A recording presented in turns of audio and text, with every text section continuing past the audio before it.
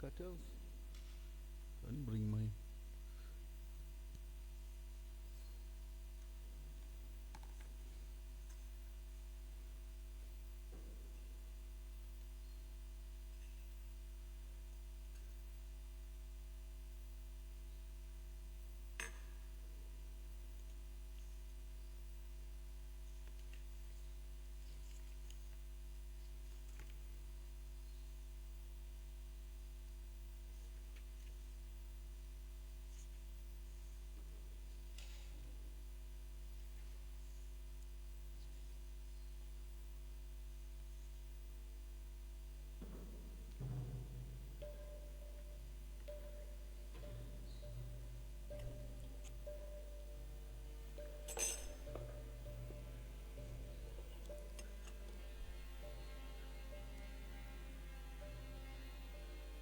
Jaya Radha Madhava Kunja Bihari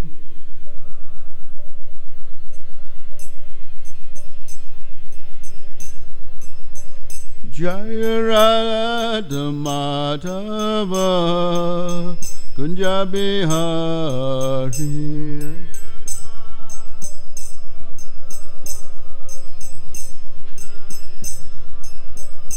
Jaya Gopi Jana Vallabha Girdhari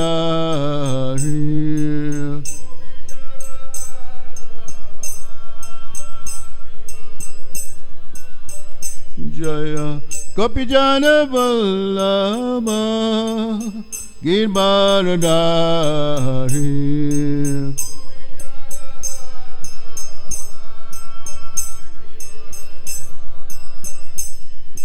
Jasodanandana Braja Janaranjana Jasodanandana Braja Janaranjana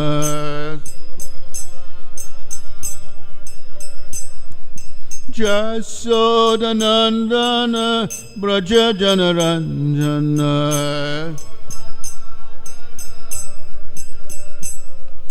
Jasodanandana Braja Janaranjana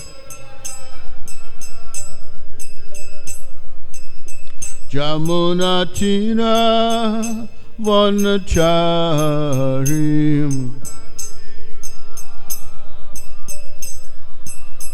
Jamuna Tira Vanacharim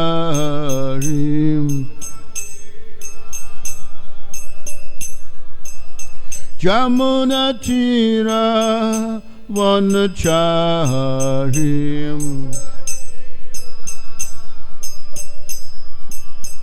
Jaya Radha Madhava Kunja Bihari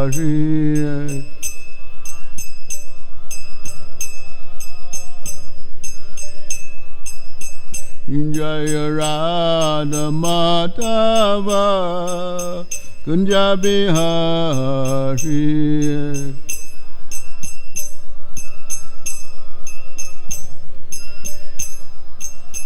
Jaya Radha Madhava Kunja Bihari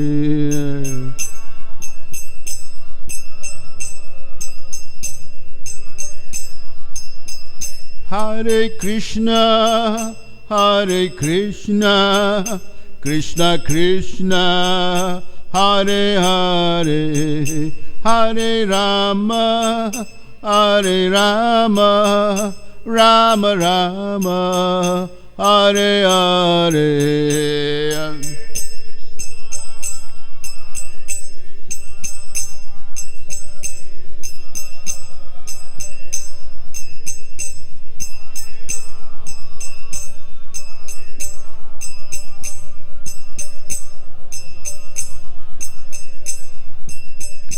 Hare Krishna, Hare Krishna, Krishna Krishna, Hare Hare, Hare Rama, Hare Rama, Rama Rama, Hare Hare.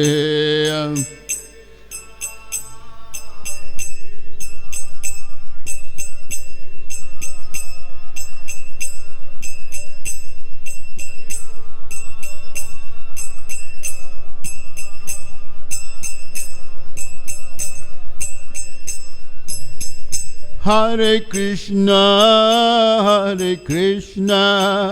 Krishna Krishna, Hare Hare, Hare Rama, Hare Rama, Rama Rama, Hare Hare.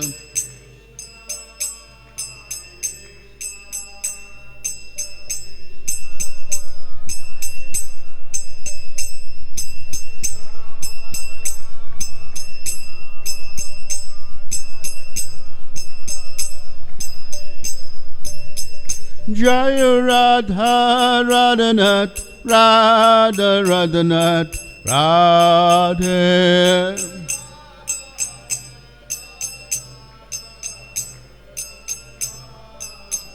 Jaya Radha Radhanath, Radha Radhanath, Radhe.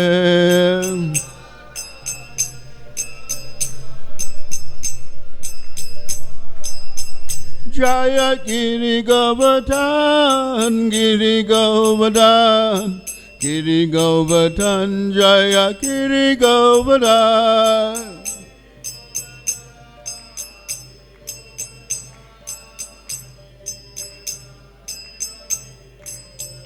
Jaya Gaura Hare, Gaura Hare, Gaura Hare, Jaya Gaura Hare.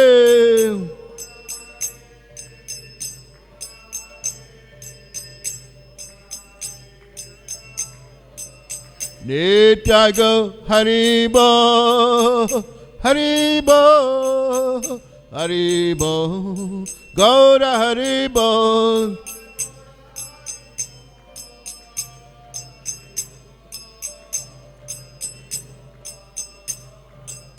Jaya Jaya Prabhupada, Prabhupada, Prabhupada, Jaya Prabhupada.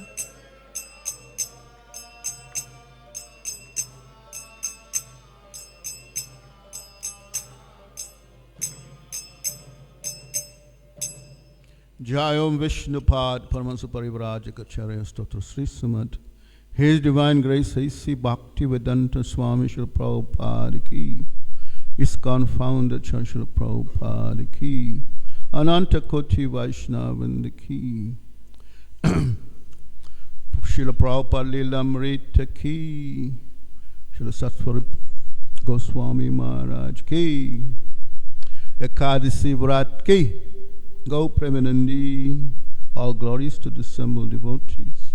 All glories to assembled devotees. All glories to assembled devotees. All glories to Guru and Gauranga. The lotus feet of Srila Prabhupada.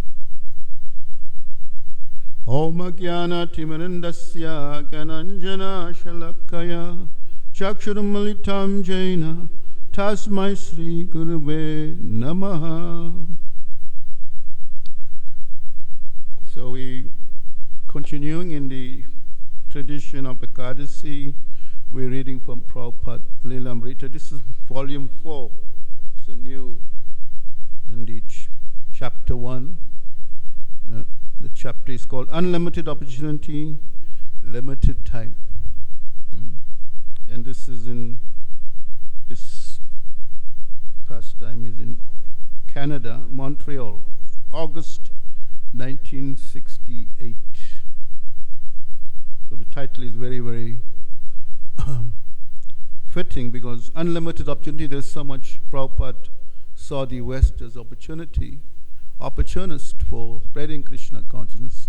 But the downside was he had very limited time. He came to the West, we know, at a very advanced age, 69 years old, and yet the time was very, very limited, and he had to not only travel all over the world, establish this Krishna according to the message of his spiritual master, the instructions. So we're reading now, August 1968. Srila Prabhupada was in his room speaking with several disciples. So, Annapurna, you have got some news? He asked. Annapurna was a young British girl. A few months ago, her father had written from England that he might be able to provide a house if some devotees came there. Yes, she replied. So what is our next program? She was reticent. That letter from your father is encouraging. Yes, he encourages me, but he says he can't provide any place if we come there. Prabhupada looked disappointed. That's all right. It is up to Krishna. When we go to someone to preach, we have to stand before them with folded hands, with all humility. My dear sir, please take to Krishna consciousness. Prabhupada, Prabhupada spoke up. I was reading a book by this big atheist Swami. There are some letters in the back of the book, and I was looking at them. Atheist Swami's book, Prabhupada said, we have nothing to do with. Again, listening carefully.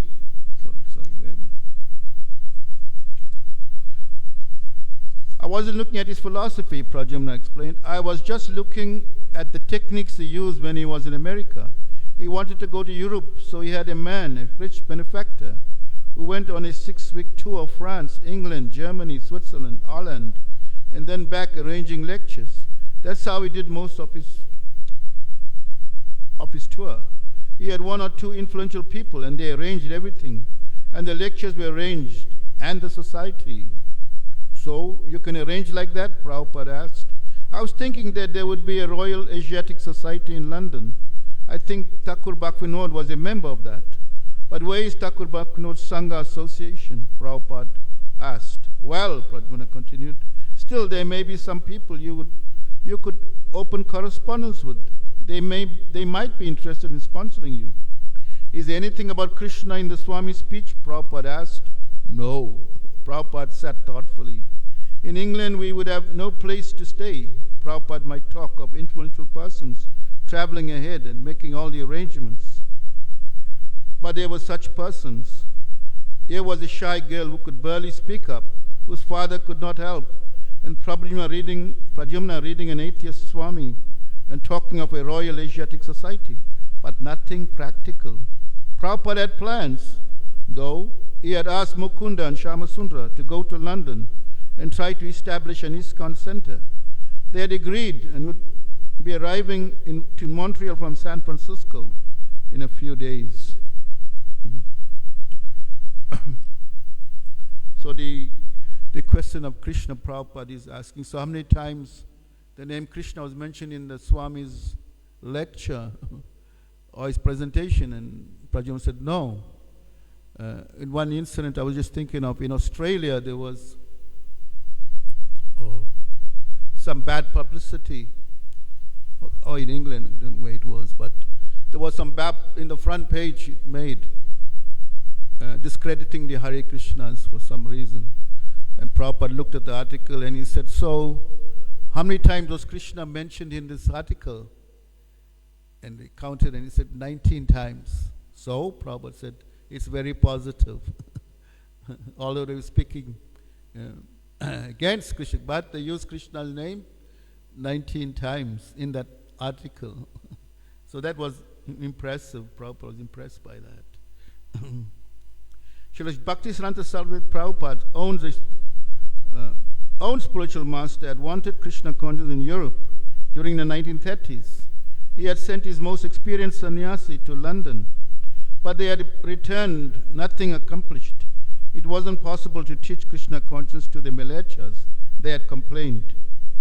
Europeans would sit long enough to hear the Vaishnava philosophy. One of the sannyasis had met Lord Zetland, who had inquired curiously, Swamiji, can you make me a Brahmana? The sannyasi had assured Lord Zetland he could certainly, if Zetland will give up meat eating, intoxication, gambling, and illicit sex. And the response was, impossible. Lord Zetland had replied, and the sannyasi had accepted this response as a standard for all Europeans. The sannyasi had returned to India This was Bhaktisiddhanta, after lots of resources, had sent one of Prabhupada's god brother, I think it was Bon Maharaj, to England. So he was trying for a long time, and then he comes back, nothing to show for all the resources spent and like that. And Bhaktisiddhanta was very disappointed. Prabhupada had faith that his disciples would succeed. They would help him establish ISKCON centers in Europe, just as had been in North America. Certainly, such success would greatly please Srila Bhaktisiddhanta Saraswati. Prabhupada told of a man who found a gourd lying on the road. You know what's a gourd? It's like a calabash, isn't it? When it gets hard, it comes, when the calabash becomes hard, they use it to make instruments. Prabhupada is giving that example here. He found a gourd lying on the road and picked it up, and then found a stick and a wire and picked them up. In themselves, the three parts were useless, but by putting the gourd, the stick, and the wire together, the man made a veena and began to play beautiful music. Similarly, Prabhupada had come to the West and found some rejected youths lying here and there, and he himself had been rejected by the people of New York City. But by Krishna's grace, the combination had become successful.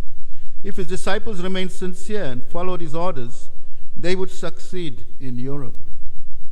Three married couples, Mukunda and Janaki, Shamasundra and Malati, with their infant daughter Saraswati, and Guru Das and Jamuna, arrived in Montreal, eager to travel to London. These three couples had begun the temple in San Francisco, where they had close association with Srila Prabhupada. They had helped Prabhupada introduce Kirtan, Prasadam, and Ratha Yatra among the hippies of Ait Ashbury. Now they were eager to help him introduce Krishna consciousness in London.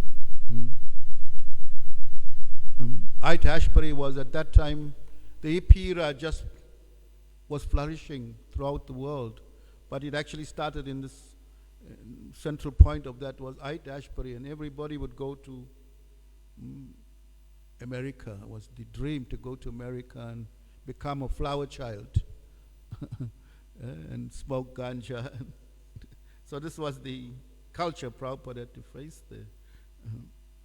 But nevertheless, Prabhupada asked the three couples to remain with him in Montreal for a week or two, and that he would train them to perform kirtan expertly. Chanting Hare Krishna was not a theatrical performance, but an act of devotion, properly conducted only by pure devotees, not by professional musicians. Yet if Prabhupada's disciples became proficient in the singing, Londoners would better appreciate Krishna consciousness. The thought of these devotees preaching in England made Prabhupada ecstatic. With the kirtan, they would become more popular than the yogis with the gymnastics and impersonal meditation. As the London program became a tangible fact, Prabhupada began to reveal more plans. Prabhupada already seemed to have hundreds of detailed plans for implementing Krishna consciousness around the world. He only needed willing helpers. In the daily kirtan rehearsals, Prabhupada taught the devotees to chant Hare Krishna and other devotional songs, beginning with a slow tempo and building gradually. He would regularly interrupt and have them begin again, listening carefully as Yamuna led the chanting. Prabhupada would stop at times to correct the Sanskrit pronunciation. After 2 weeks in Montreal, the London party came together for a final meeting with Prabhupada. He was sending them to start a center in London to fulfill his spiritual master's dream.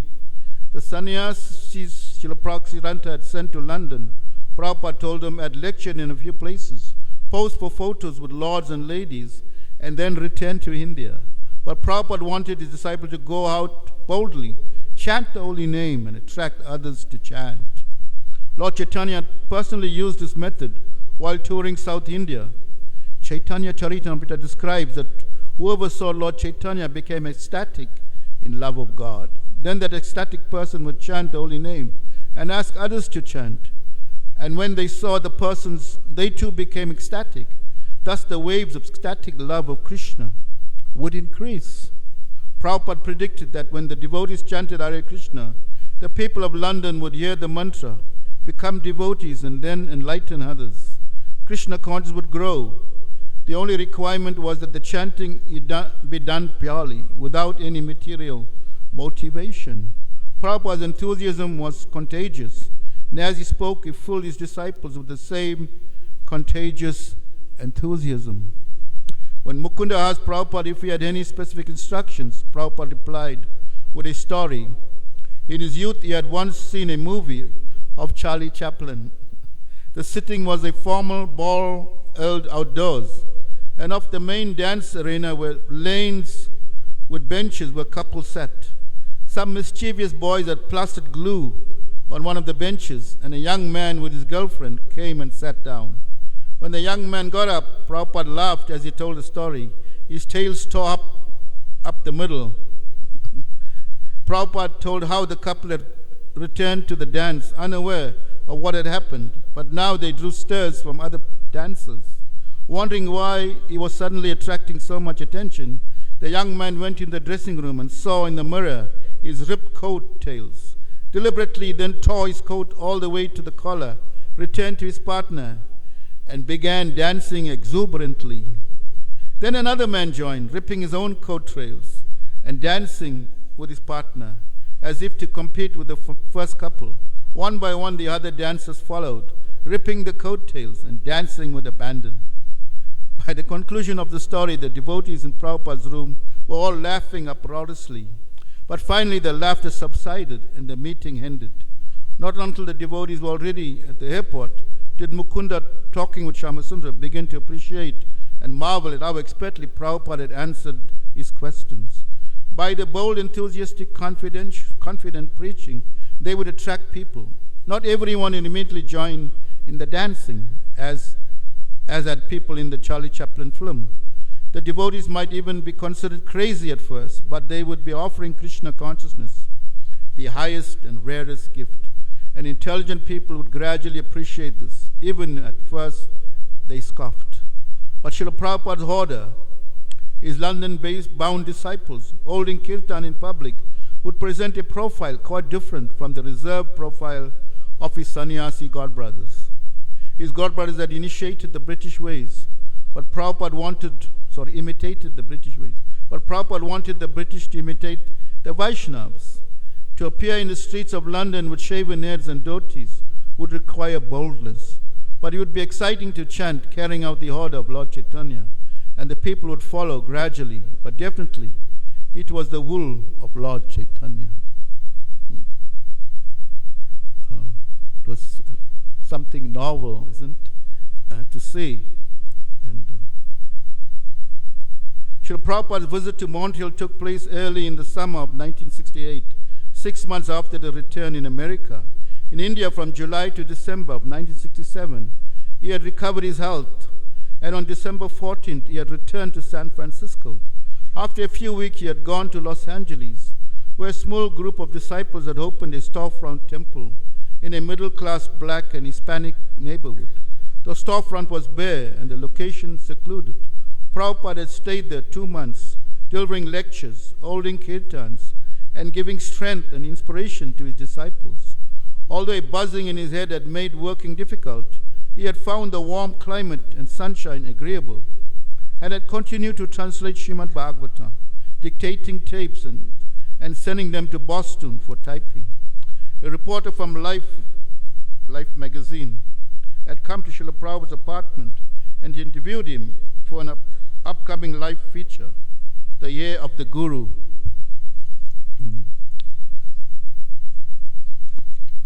When the story had appeared, it had mixed Srila Prabhupada and his movement with coverage of other gurus. Although the article had carried a large color photo of Srila Prabhupada, and favorably described a reporter's visit to New York ISKCON Center, Prabhupada had said that being grouped with gurus who taught concoctions of yoga and meditation was not good. In May, a few months after leaving Los Angeles, Prabhupada had paid a first visit to his ISKCON Center in Boston. There also he had found a few disciples based in a small storefront. He had lectured at many of the local universities, including Harvard and MIT. At MIT, addressing a gathering of students, Jai Srila Prabhupada ki, Sri Radha Radhanath ki, Sri Chaitanya Mahaprabhu ki. He had lectured at many of the local universities, including Harvard and MIT. At MIT, addressing a gathering of students and faculty, he had challenged, where in his university is there a department to teach scientifically the difference between a living body and a dead body? The most fundamental science, the science of the living soul, was not being taught. So these were all very modernized universities, and they had faculties for every other kind of study you wanted to accomplish, and many attracted many people from all over the world to come to. Harvard was actually a very, what should I say, a very high-class university. Like only the best students would go there. Harvard had a reputation. But Prabhupada is making the point, yes, you have faculties for all these different science and that science, but where is the faculty to describe the science of the soul? That you don't have. That is not being taught. After Boston, Srila Prabhupada had come to Montreal, and after 3 months in Montreal, Prabhupada flew to Seattle, where he stayed for 1 month. Then he briefly visited Santa Fe, New Mexico, where the ISKCON Center was a tiny, isolated storefront.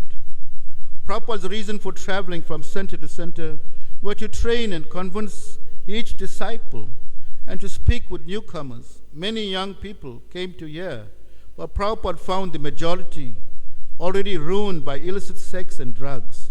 They were rich men's sons, but they had become hippies wandering the streets. By Krishna's grace, some of them were being saved. Even while recuperating in India, Prabhupada had always thought of returning to America to continue his movement. The Indians had seemed interested only in sense gratification, like that of the Americans. But many American youths, disillusioned with their father's wealth, were not going to the skyscrapers or to their father's business. As Prabhupada had seen from his stay in New York City and San Francisco, thousands of youths were seeking an alternative to materialism. Frustrated, they were ripe for spiritual knowledge. The devotees, still neophyte, knew nothing of spiritual life, and in most cases, very little of material life. But because they were sincerely taking to Krishna consciousness, Prabhupada was confident that the shortcomings would not prevent their spiritual progress. Although naturally beautiful, these Western youths were now dirty and morose. Their beauty had become covered, but the chanting of Hare Krishna was reviving them. Prabhupada said, just as the monsoon revives the land of Vrindavan, making it fresh and verdant, and as the Vrindavan peacocks sometimes dance jubilantly, so the devotees, having shed the material bonds, were now ecstatically dancing and chanting the holy names. When a reporter asked Prabhupada if his disciples were hippies, Prabhupada replied, no, we are not hippies. We are happies. More than being a visiting lecturer or a formal guide, Srila Prabhupada was the spiritual father of his disciples. They accepted him as the real father, and he found them devoted and affectionate, far more than his own family had been. These young American boys and girls, the flower of your country, Prabhupada called them, had received the blessings of Lord Chaitanya and were delivering that blessing to the countrymen. Prabhupada said it was up to his American disciples to save the country. He was giving them the method, but they would have to implement it. Srila Prabhupada loved his disciples, and they loved him. Out of love, he was giving them the greatest treasure, and out of love, they were following his instructions. This was the essence of spiritual life. On the basis of his love, the Krishna conscious movement would grow. Not surprisingly, some disciples had fallen away to the former materialistic way of living. But Prabhupada sought those sincere souls who would stay. What was the important thing, he said? One moon is more valuable than many stars. So even a few sincere workers would accomplish wonderful things. The sincere, intelligent would stay, and Lord Chaitanya Mahaprabhu would empower them to carry out his desires for distributing love of Krishna. In this way, the devotees' lives would become perfect. Many disciples, in fact, already felt this happening. Krishna consciousness worked because they sincerely practiced it. And because Srila Prabhupada carefully and patiently tended the growing plant of transcendental loving service he had planted in their hearts. Los Angeles, October 1968. Srila Prabhupada returned to find the devotees living and worshipping in an exciting location in Hollywood Boulevard. A large Sankirtan party organized by his disciples, Tama Krishna, would chant Hare Krishna on the streets all day and sell Back to Godhead magazines to larger quantities than ever before.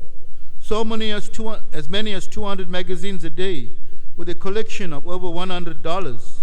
Then one day, shortly after Prabhupada's arrival, the landlord evicted the devotees from their place on Hollywood Boulevard. With no temple, the devotees moved to scattered locations throughout the city. As many evenings as possible, however, they would all gather in someone's garage, lent to them for the evening, and Srila Prabhupada would chant Hare Krishna with them and lecture. Then Prabhupada rented a former Christian church on La Chinenega Boulevard, introduced a more regulated deity worship, and increased Sunday love feast. Each week would bring a new, specially planned festival with a big feast and hundreds of guests. These new programs in Los Angeles encouraged Prabhupada, and he wanted to see them introduced in ISKCON centers throughout the world. Srila Prabhupada was planning to go to England, but first he wanted to visit his farm project in West Virginia. And he had also been promising the devotees in San Francisco he would attend the Ratha Yatra festival in July. This traveling to establish and expand his ISKCON was alone enough to keep him busy. Yet he was always meditating on his work of translating and commenting on Vedic literatures. In LA during December, Srila Prabhupada had begun the Nectar of Devotion, a summary study of Srila Rupa's Bhakti Rasamrita Sindhu. The Nectar of Devotion would be a handbook for his disciples, elaborately explaining the science and practice of Bhakti Yoga. Simultaneous with the Nectar of Devotion, it also began Krishna, the Supreme Personality of Godhead, a summary study of Srimad Bhagavatam's 10th canto. Visiting the temple only on Sundays, he had spent most of his time at his small rented house on the outskirts of Beverly Hills, where he worked intensely on his two major literary projects. Prabhupada's most ambitious literary undertaking, the completion of Srimad Bhagavatam, was to be no less than 60 volumes. He had begun in India in 1959, and all along he had aware that he was attempting a gigantic task at an advanced age. Now Krishna was giving him opportunities both for writing Vedic literatures and for traveling. He was working at an amazing pace.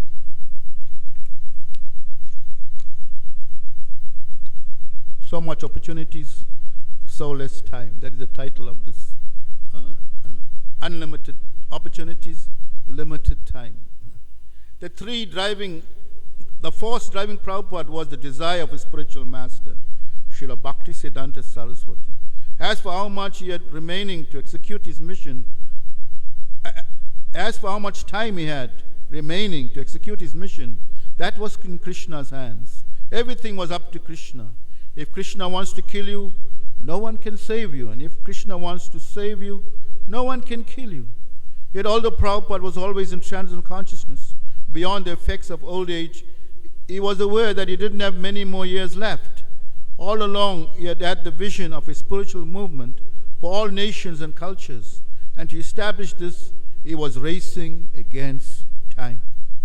Srila Prabhupada's mood of urgency was the natural mood of the Vaishnava preacher, an ambition to engage everyone in loving service to Krishna. Without Krishna consciousness, the bewildered, conditioned souls of Kali Yuga were all heading for the horrible consequences of their sinful lives. Prabhupada's sense of urgency, therefore, was an expression of his compassion. He wanted to save the gross materialists who were blind to the existence of the soul. And if they wasted the human life, they would suffer millions of years before getting another chance to awaken their Krishna consciousness and go back to Godhead. The heart attack Prabhupada had endured in 1967 had accelerated his mood of urgency. Although before the heart attack he had often worked like a young man and played the drum for hours, now Krishna's warning was clear The heart attack was to have been the time of his death, Prabhupada had said. But because his disciples had prayed, our master has not finished his work. Please protect him. Krishna had spared him. Similarly, on the boat to America in 1965, his heart had almost failed. But then also, Krishna had saved his life. The scope of Prabhupada's work was enormous. Even with many years and good health, he could never finish. Prabhupada saw that in future generations, many people would come forward to help. And thus, by combined effort, the Krishna conscious movement would continue to check the forces of Kali Yuga and save the entire world. Chaitanya Mahaprabhu had predicted this, and Prabhupada knew that it must come to pass. But the task of erecting the framework of his universal effort rested on Prabhupada alone. And he worked tirelessly, knowing that unless he established a complete foundation, the entire mission might later collapse. Beginning with Prabhupada's first success in New York City in 1966, Krishna had shown unlimited opportunities for spreading Krishna consciousness. But now, how much time was there? Only Krishna could say. It was up to him. Prabhupada remained ever mindful of the vast scope of his mission and the ever-narrowing span of life he had in which to complete it. I am an old man, he often told his disciples. I could pass away at any moment.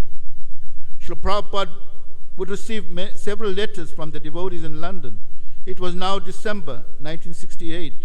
The devotees had been in London 4 months, and still they had no temple, nor even a place where they could live and worship together. Mostly they had been visiting Hindu families, holding kirtan and sharing prasadam. Srila Prabhupada had encouraged this, and after hearing a few reports, he decided the program was stagnant. The devotees should not expect much from the Hindus, he said. They have become hodgepodge due to many years of subjugation by foreigners and have now lost their own culture. I am concerned to preach this gospel amongst the Europeans and Americans. The devotees were jolted, but they knew Prabhupada was right. Determined to change the tactics, they immediately began lecturing at colleges and universities and chanting in the streets. They were preaching to the British, and it felt right. When they wrote to Prabhupada that although they had accomplished a little, they were planting seeds, Prabhupada replied,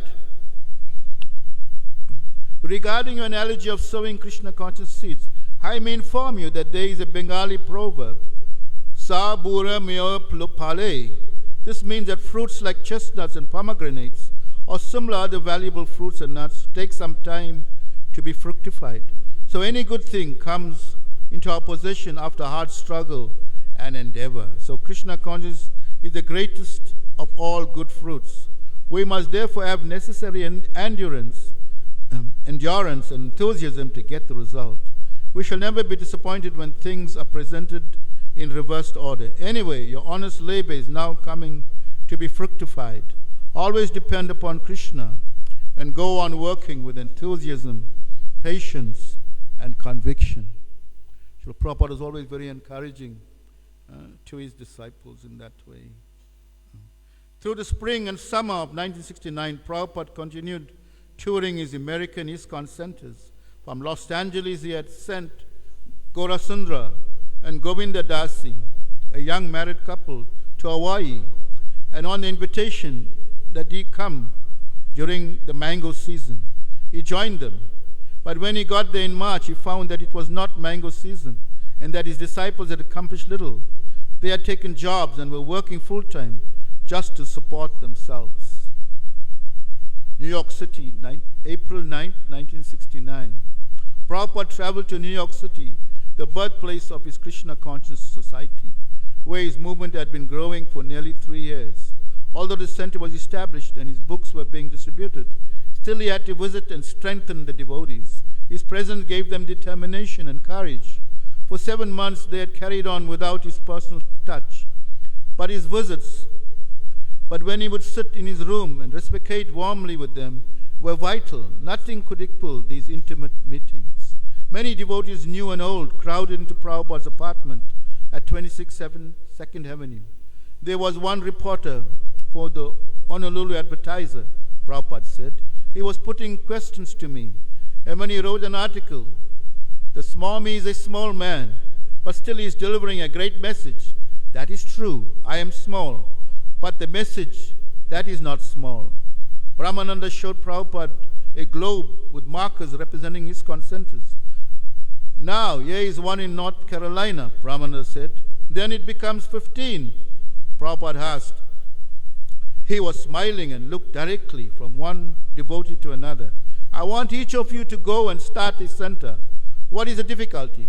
Take one Madanga, then another person will come and join you. He will take kartals. When I came here, Brahmananda and Chutananda were dancing. And after chanting, hundreds of men will come to your storefront and enjoy chanting and dancing. The girls also, Rukmani asked. There is no harm, Prabhupada said. Krishna does not make distinctions, female dress or male dress. I mean to say the female body is weaker, but spiritually the body does not matter. In the absence of Lord Nityananda, his wife, Janavi Devi, was preaching. First, you must understand the philosophy. You must be prepared to answer questions. Krishna will give you intelligence, just like I was not prepared to answer all these questions, but Krishna gives intelligence. After 8 days in a New York City home, Prabhupada went to Buffalo. At State University of New York, at Buffalo, Rupanuga was teaching an accredited course in Krishna Yoga with some 60 students enrolled. Regularly chanting the Hare Krishna mantra on beads, Prabhupada stayed for a few days lecturing and initiating disciples. Then he went to Boston for more initiations and several marriages. Columbus, Ohio, May 9, 1969. The devotees arranged for Prabhupada and Allen Ginsberg to chant on stage at Ohio State University. Allen had been a friend of the Krishna conscious movement from his first days in the Lower East Side. Shortly after Prabhupada's arrival in Columbus, he stopped by Prabhupada's house and discussed philosophy with Prabhupada for several hours. Allen was friendly with Prabhupada, as always, but he doubted whether Krishna consciousness would become popular in America. The need, he said, is for large, single, unifying religious movement in America. So here is Krishna, Prabhupada replied, all attractive. Now you can say, why shall I accept Krishna? But since you ask for a unifying element, then I say, here is Krishna. Now you can analyze, why should you accept Krishna? And I shall reply, why you shall not? Whatever you want to expect from the Supreme at unifying, everything is there in Krishna. If Prabhupada wanted his movement popularized, Allen suggested he should consider omitting many of the sectarian Hindu aspects, such as the dress, the food, and the Sanskrit. Krishna conscious, Prabhupada replied, was not sectarian or Hindu. Lord Chaitanya had said that a person could chant any name of God, but one must chant. As for the food, Prabhupada explained that any food was acceptable as long as it was purely vegetarian. And dress, there was no stricture that Americans wear robes and shave their heads. The Hare Krishna mantra, Prabhupada added, was a natural sound, not foreign. Allen objected. The Hare Krishna mantra sounded foreign. Perhaps they should think of an alternative, more American mantra. This is going on, Prabhupada replied. Some people are inclined to one thing and some to others. And it will go on until the end of creation. But our position is that we are searching after the center. And there is the center. And here is the center. At Ohio State's Hitchcock Hall, 1,000 students occupied the seats, and 1,000 more crowded the aisles and stage. The program began with a kirtan led by Allen Ginsberg. Allen then introduced Prabhupada, and Prabhupada lectured. When Prabhupada began the second and final kirtan of the evening, the students responded wildly. Those seated stood and danced, some jumping on the seats, and those in the aisles and on the stage also joined in. Amid the thunderous kirtan of nearly 2,000 voices, Prabhupada began to dance, jumping up and down on the speaker's dais, his hands raised high. He threw flowers from his garland, and the students scrambled for them. The wildly ecstatic kirtan continued for almost an hour, and then Prabhupada brought it to a close. Afterwards, hundreds of students crowded close around Prabhupada, asking him questions. Many students continued to chant as they left the hall, and some left crying from the new sensations of spiritual happiness. The next day, the ecstatic night of chanting at Hitchcock Hall was the talk of the campus. Prabhupada was pleased with the evening, and he described the event in a letter to devotees in Los Angeles. Prabhupada's letter. Yesterday at the Ohio State University, we had a tremendous meeting, and nearly 2,000 students were dancing, clapping, and chanting along with us. So it is clear that the student community was a nice potential for accepting this philosophy. New Vrindavan, May 21st, 1969. Accompanied by Kirtananda Swami and Ayagriva, Prabhupada then traveled from Columbus to the New Vrindavan farm project in the hills of West Virginia. When the car got stuck in a neighbor's garden near the entrance to the property, Prabhupada decided to walk the final 2 miles along the muddy access road that led to the farm. The road soon ended, however. Prabhupada and the 2 guides picked up a footpath entering the dense forest. The mid-May trees were still coming into foliage, and the sunlight broke to the branches to a carpet of brilliant purple phlox. Prabhupada walked quickly ahead of Kirtananda Swami and Ayagriva, who hurried to keep up. A winding creek repeatedly crossed the path, and Prabhupada would cross by stepping from stone to stone. The road, he said, would not be difficult to travel by an ox cart. The forest was like a jungle, just as he had expected and wanted. For the past year, Prabhupada corresponded with Kirtananda Swami and Ayagriva concerning New Vrindavan, and this correspondence had established the direction for Krishna-conscious country living. Prabhupada had said he wanted the community based on Vedic ideals, everyone living simply, keeping cows and working the land. The devotees would have to develop these ideas gradually. It would take time. But even in the beginning, the keynote should be simple living and high thinking. Because the community would remain completely aloof from the city, it would be first appear inconvenient and austere, but life would be peaceful, free from the anxieties of the artificial urban society based on hard work for sense gratification. And most important, the members of such a community would be serving Krishna and chanting his name. Prabhupada spoke little, making his way along the path as if it were his own home. They stopped beside the creek, and Prabhupada sat down on a blanket. Kirtananda Swami and Ayagriva spread for him on the grass.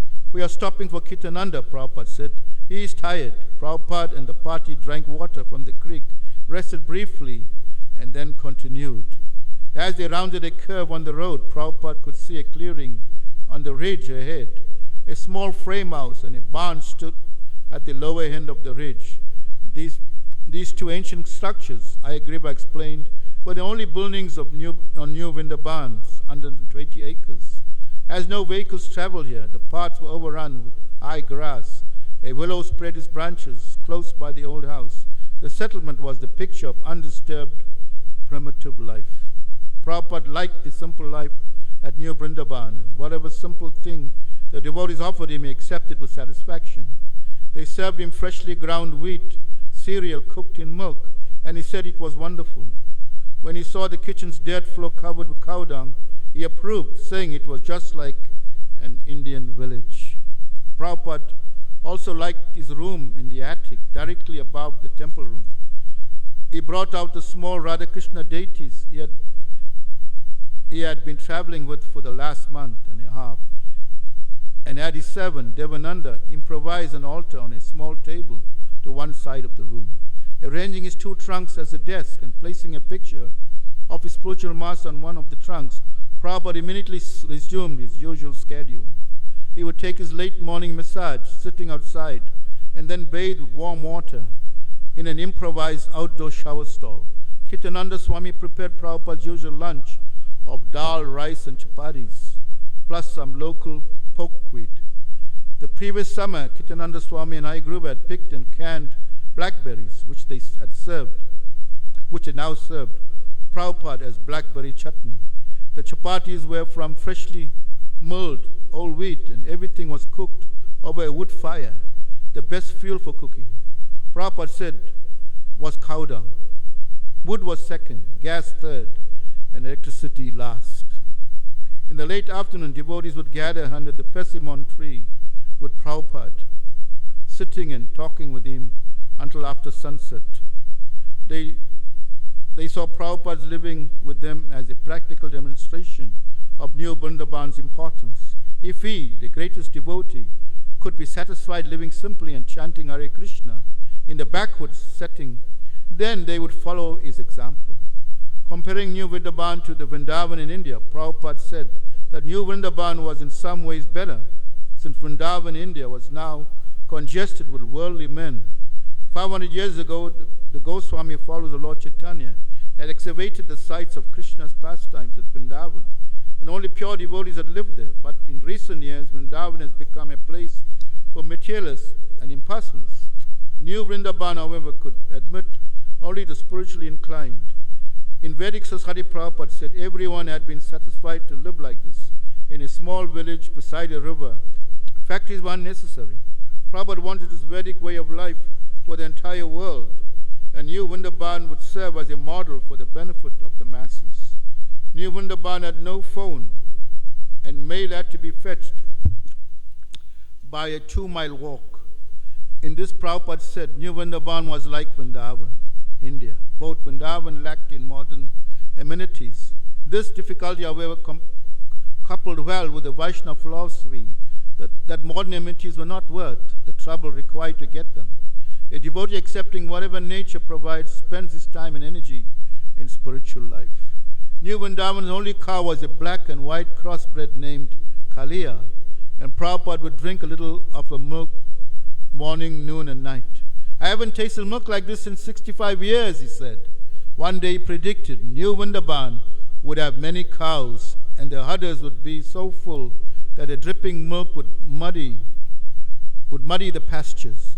All the people in the West were blind to this great sin of cow slaughter and its grievous karmic reactions, he said. New Vrindavan would demonstrate to the whole world the social, moral, and economic advantage of protecting the cow and utilizing the milk rather than killing her and eating her flesh.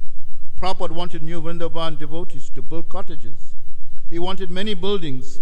Even at first, they were primitive, and he gave a plan for simple structure of baked mud. He also wanted a Krishna-conscious school, and the country, he said, would be the best place for it. The city is made by man, and the country is made by God, Prabhupada said, paraphrasing the British poet Cowper. The young students would learn reading, writing, and arithmetic, and same time they would become pure devotees. In the play, they would imitate the pastimes of Krishna and his coward boyfriends, and one child massaging Krishna, another wrestling with Krishna, just as in the spiritual world. The woman of New Vrindavan, Prabhupada said, would care for the children, clean the temple, cook for the deities, and churn butter. He had many plans for New Vrindavan, and he was giving only ideas seeds with a few details.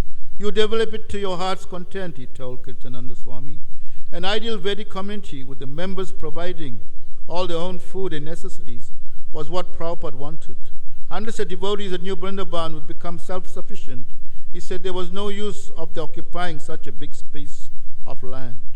Even before Prabhupada's visit to New Vrindavan, he had requested Kirtananda Swami and Ayagriva to plan for 7 temples on the property.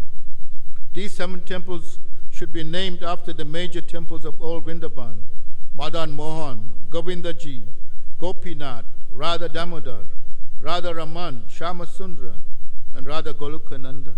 Prabhupada said he would personally secure Radha Krishna deities for each temple. It was inevitable that Prabhupada leave Vrindavan. Letters from London, Los Angeles, and San Francisco compelled him to travel. On the day of his departure, the New Vrindavan devotees teased him, saying he couldn't go. Kirtananda Swami went so far as to say they would block his way on the road, and Prabhupada corrected him. You can't do that to the spiritual master. Accompanied by Kirtananda Swami and the New Vrindavan devotees, Prabhupada walked along the forest path. The New Vrindavan countryside was verdant, the summer air hot and moist. Prabhupada was silent. He had come here to encourage disciples, and he himself had also become encouraged. Here was simple village life, as Krishna himself had lived it, depending on the land and the cow. The cow Kali had given such nice milk. New Vrindavan's cows were not ordinary. They knew they would not be killed. So far, only a few devotees were here. But by Krishna's grace, they would come. Prabhupada and Kirtananda Swami walked along the forest path, saying little, but their mutual understanding was deep. Prabhupada hadn't given him many specific instructions, a few words while sitting or walking together outdoors, a gesture, facial expression of pleasure, of concern. Kirtananda Swami could understand, however, that New Vrindavan was very dear to his spiritual master and should become dear to him also. Prabhupada assured him that because the devotees of New Vrindavan were centered on chanting Hare Krishna, serving the deities, and protecting the cows, Krishna would bless them with success. The community was already successful, and Krishna would continue to protect the devotees against all impediments and difficulties. At the end of the 2-mile walk, Prabhupada, surrounded by his followers, stood beside the car that was to take him to the airport in Pittsburgh, from where he would fly to Los Angeles. His suitcases, which had been come out on a horse-drawn cart, were loaded into the car's luggage compartment, and Prabhupada got into the back seat. Amid cries of Hare Krishna and Prabhupada, the car pulled out onto the country highway, and Prabhupada continued chanting Hare Krishna on his beats. Should I continue? It's 8:32. Srila Prabhupada lilamrta ki jai. Srila Satrup Goswami Maharaj ki jai. Thank you very much. Kadasi Vrat ki